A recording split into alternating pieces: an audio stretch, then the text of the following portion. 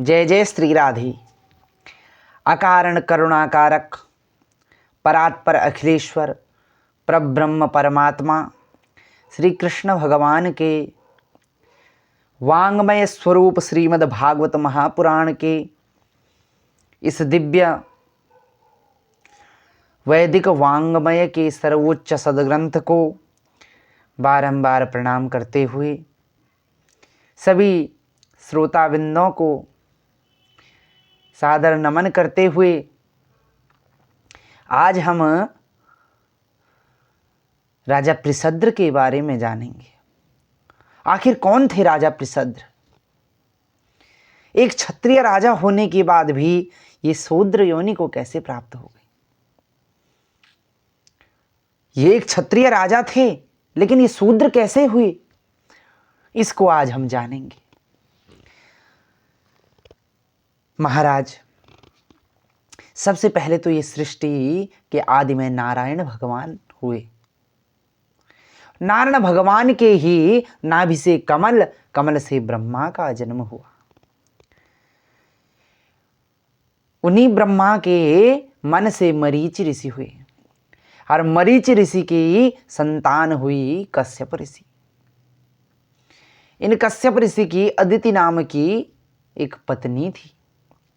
उन्हीं माता अदिति से आदित्य भगवान सूर्य का जन्म हुआ और इन विवस्वान सूर्य की पत्नी संज्ञा देवी थी, जिनके पुत्र श्राद्ध देव मनु हुए। और इन श्राद्ध देव मनु और श्रद्धा देवी जो इनकी धर्म पत्नी हैं, इन्हीं से जब इनको कोई संतान नहीं थी तो ये यमुना तट पर आकर भगवान विष्णु की आराधना करते हैं। भगवान नारायण की कृपा से इन्हें 10 पुत्रों की प्राप्ति हुई। उन 10 पुत्रों में से ही पृषद्र नाम का एक पुत्र इनका था। महाराज, राजघराने का व्यक्ति, लेकिन पृषद्र करता क्या था?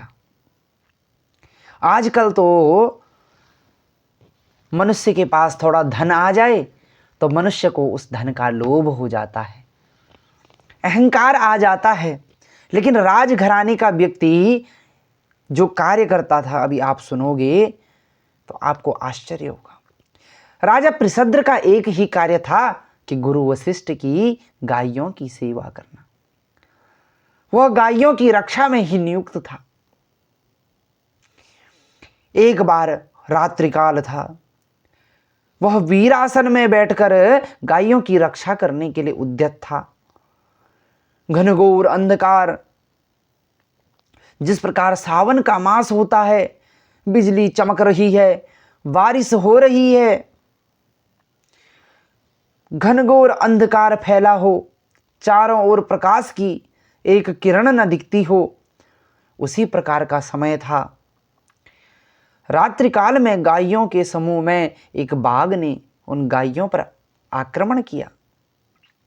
राजा पृषद्र को आभास हो गया कि इन गायों में बाघ ने किसी गाय पर आक्रमण किया, तो वह उसी क्षण तुरंत उठे, तलवार लेकर उस सिंह को मारने के लिए उद्यत हुए।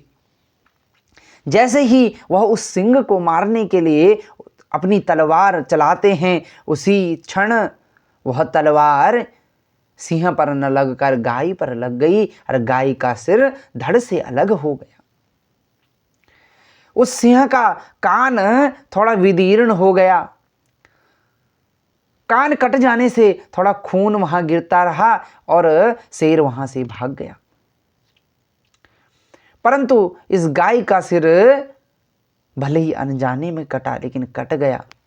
इस बात पर गुरुदेव वशिष्ठ बड़े क्रोधित हुए और उन्होंने राजा पृषद्र को श्राप दे दिया, जाओ तुम कर्मों से शूद्र हो जाओ, अब तुम क्षत्रिय नहीं रहोगे, तुम शूद्र हो जाओगे। पृषद्र ने गुरुजी का श्राप भी विनयपूर्वक स्वीकार कर लिया और जो बड़े बड़े योगियों को प्रिय होता है नैष्ठिक ब्रह्मचर्य, उसको पृषद्र राजा ने स्वीकार किया और ब्रह्मचारी के ही भेष में ब्रह्मचर्य का पालन करने लगे। एक बार किसी वन में पहुंचे तो वहां घनघोर आग लगी थी। दावानल धधक रहा था। उसी दावानल में ये राजा पृषद्र जाकर अपने प्राणों को समर्पित कर देते हैं और उसी दिन पृषद्र ने उस दावानल की अग्नि में जलकर अपने प्राणांत कर लिया और अपने प्राणों को भगवान को ही समर्पित कर दिया। और वह जब उनकी गति हुई तो उनको परमात्मा में ही गति मिली।